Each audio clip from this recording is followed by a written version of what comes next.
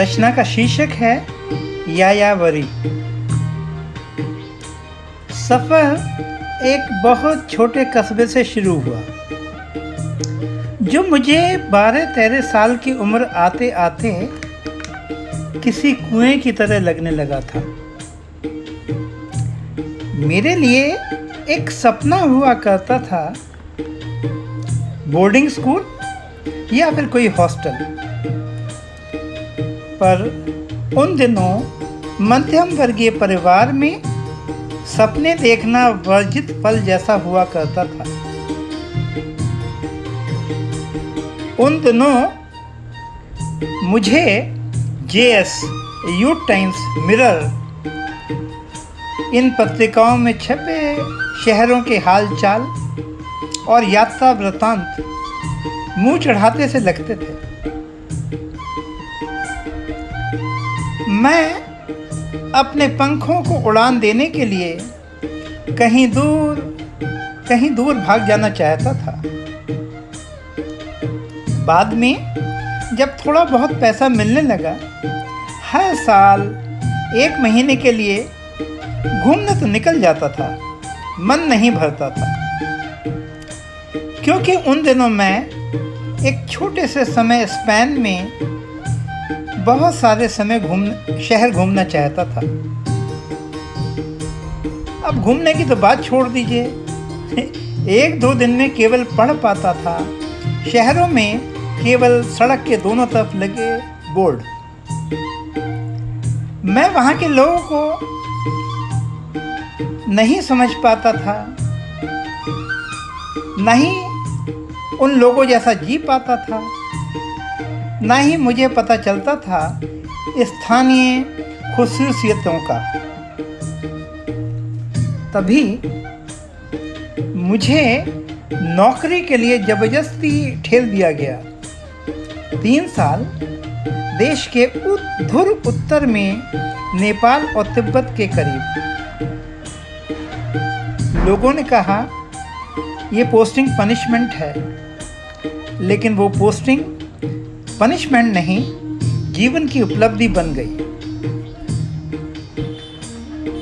वहाँ रहकर बरसात, बर्फ, सुहानी गर्मी, हिच हाइकिंग, ग्लेशियर यात्राएं, आध्यात्मिक संवाद, मंदिर, उत्सव, रीति रिवाज और रात को देर तक जाकर देखना।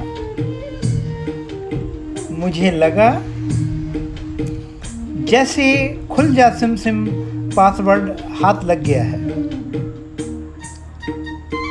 उन दिनों शुरू हुआ पैर का चक्कर अभी तक जारी है।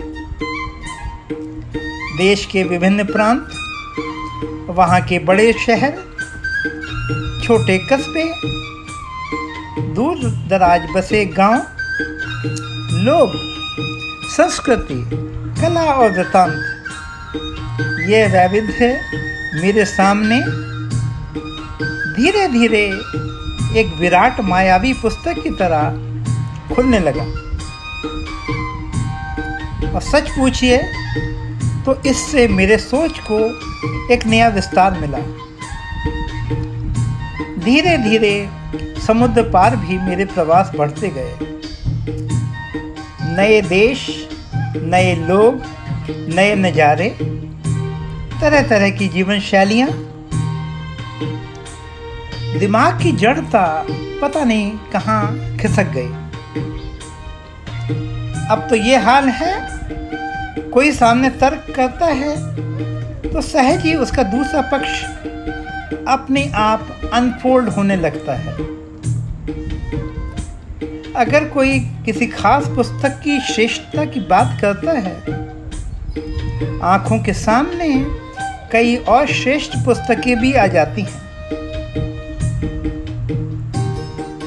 अगर कोई स्वामी, प्रवचनकार या महात्मा कोई ज्ञान बांटने की कोशिश करता है,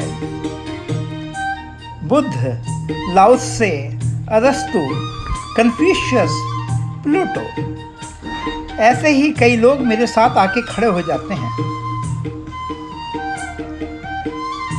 सीमावर्ती क्षेत्र के जनपदों में रहकर वहाँ अंग्रेजों के ज़माने के कलेक्टरों के लिखे गजट भी पढ़ने को मिले। राहुल सांस्कृतायन जैसे यायावर की यात्रा के वृतांत भी पढ़े। मुझे उन सब के सामने विश्वविद्यालयों की डिग्रियां बहुत छोटी लगने लगती हैं।